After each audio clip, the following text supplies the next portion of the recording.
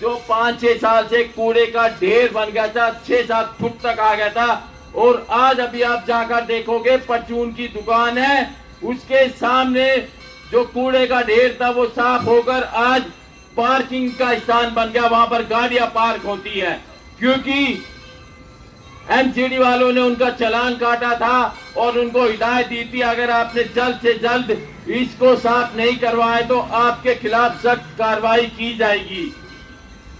तो जैसा वर्मा अंकल ने बताया कि मेरे को आईटी सेल की जानकारी है जी, ये कोई बड़ी बात नहीं है कि हाँ मेरे को आईटी सेल की जानकारी है। अगर हम किसी एमएलए या काउंसलर के पास जाते हैं कोई भी समस्या लेकर, तो वो खुद तो करेगा नहीं, वो अपने से ऊपर बोलेगा, MCD, DDA, PWD, Delhi police या दिल्ली जल बोर्ड, इनमें बोलेगा, क्योंकि वो खुद तो करने आएगा नहीं। और आजकल क्या आप एमएलए काउंसलर जाते हैं, कितने पढ़े लिखे हैं, वो ऊपर बोलेंगे। इससे बढ़िया मैं क्या करता हूँ, मैं आज तक किसी एमएलए काउंसलर के पास नहीं गया, मैं सीधा जो सरकारी अधिकारी है, चाहे वह एमसीडी का हो, डीडीए का हो, दिल्ली पुलिस का हो, दिल्ली जल बोर्ड का हो, मैं सीधा उनको डॉक्यूमेंटेड मेल करता हूँ और ग्रेवेंस सेल में भी कंप्लेंट डालता हूँ ताकि उस पर कार्रवाई हो। इसलिए अगर दिल्ली जल बोर्ड कहीं पर पानी नहीं आ रहा, जैसे रामनिवास अंकल ने बताया कल नंबर 22 में पानी नहीं आता, मेरे सामने सुरेंद्र मीणा बैठे हैं। सुरेंद्र भाई, क्या आपके पानी आ रहा है?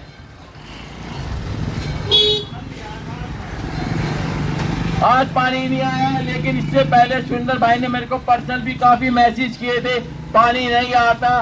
तो मैं खुद गया, मेरे पास एलजी के पीए का फोन आया था, उन्होंने देखा मेरी 35 साल पुरानी RW है, उन्होंने पूछा क्या समस्या है। मैंने कहा जी यहाँ का जेई फोन नहीं उठाता, यहाँ का एई है वो भी फोन नहीं उठाता और काम नहीं करते।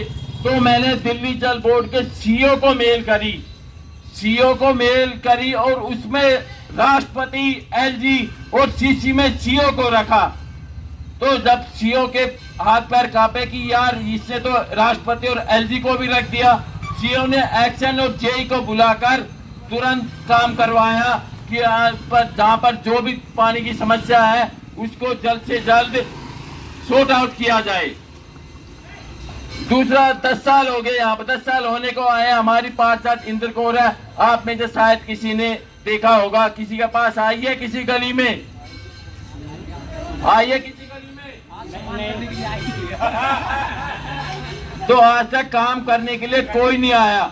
अब हमारे यहाँ के एमएलए भावना घोष, जिन्होंने अपने फंड से 1 रुपया भी नहीं लगाया, लेकिन क्योंकि अब इस साल के लास्ट में एमएलए के चुनाव हैं तो अब वो गलियों में आने लगी है। तो देखो, इस बार जब भी हम कोई सामान खरीदने जाते हैं कि चावल में कंकड़ तो नहीं है, गेहूं में कंकड़ तो नहीं है, अगर हम एक 10 रुपए का पेन भी लेते हैं तो 2-3 बार खींच के देखते हैं, उसको साइन करते हैं, नहीं भाई साहब ये ठीक नहीं है, दूसरा पेन दिखाइए, फिर दूसरा पेन दिखाते हैं, साइन करते हैं, घिसा पिटी करते हैं हम। तो हम कोई भी सामान लेने जाते हैं, सब्जी में मोल भाव करते हैं, हर चीज में मोल भाव करते हैं, लेकिन जब चुनाव का टाइम आता है, जो कि 5 साल में एक बार मिलता है, जहाँ पर हमें सही कैंडिडेट का चुनाव करना होता है, वहां पर हम कैंडिडेट से कोई सवाल नहीं करते। हम उनसे नहीं पूछते अगर मैं बीमार पड़ गया तो मेरे परिवार वालों के लिए क्या करोगे, मेरे बच्चों की शिक्षा के लिए क्या करोगे, मेरे बच्चों के रोजगार के लिए क्या करोगे, अगर मेरी नौकरी छूट गई तो मेरे लिए क्या करोगे, मेरी कॉलोनी के विकास के लिए क्या करोगे, हमारे एरिया में कोई सरकारी अस्पताल नहीं है उसके लिए क्या करोगे। क्या हम में से कोई भी सवाल नहीं पूछता। इसलिए आज से आप सबको ये मेरी नम्र विनती है कि ये प्रण ले, आगे से चाहे निगम पार्षद हो, एमएलए हो या एमपी हो, किसी भी चुनाव में वोट डालने से पहले वो आते हैं, 10 साल के बच्चे का भी पैर छू लेते हैं, रिक्शा वाले का पैर छू लेते हैं, बैटरी रिक्शा वाले का पैर छू लेते हैं, ठेले वाले का पैर छू लेता है, लेकिन जीतने के बाद जब कोई काम करने जाता है, काम करवाने के लिए जाता है, तो वो उसको एंटरटेन भी नहीं करते, उसको उसकी समस्या सुनते तक नहीं। इसलिए इस बार जब भी कोई चुनाव हो, तो आपको सबसे पहले उनसे यही सवाल करने हैं जो मैंने आपको बताया। मेरे लिए क्या करोगे, मेरे परिवार के लिए क्या करोगे, मेरी कॉलोनी के विकास के लिए क्या करोगे, मेरे कॉलोनी में सरकारी अस्पताल नहीं है उसके लिए क्या करोगे। तो आपको ये सब सवाल करने हैं, तब जाकर आपको वोट देना, वरना आपका वोट आपने एक बार गलत कैंडिडेट को दिया तो 5 साल के लिए बेकार हो गया। तो अब मैं बात करता हूं, सिर्फ 2 लाइन बोलूंगा। 20, 21, 22, 23, 24 इन गली में कोई भी समस्या हो तो आप ये राम निवास यादव अंकल की दुकान है, यहाँ पर आके बता दीजिए, ठीक है। तो बस आपको एक मैसेज करना है, व्हाट्सएप करना है। अगर आप मेरा व्हाट्सएप नंबर लेना चाहें तो नंबर है 9873363638 9873363638। आपको ये व्हाट्सएप नंबर पे मैसेज कर देना है। आपकी समस्या मैं तुरंत 15 मिनट में ग्रीवेंस सेल में भेज दूंगा और उसके अंदर 1 हफ्ते में कार्रवाई होगी। जय हिंद, जय भारत। और मेरे मान सम्मान के लिए आप सभी बुजुर्गों का, भाइयों का बहुत बहुत धन्यवाद।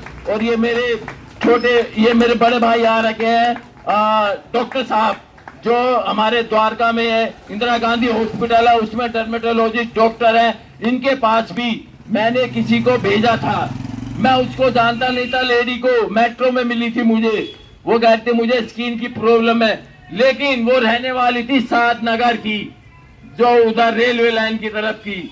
तो सादनगर मेरा, मैं सादनगर का कोई भी बासिंदा, किसी भी नागरिक को कोई भी समस्या होगी सबसे पहले आगे मैं खड़ा मिलूंगा।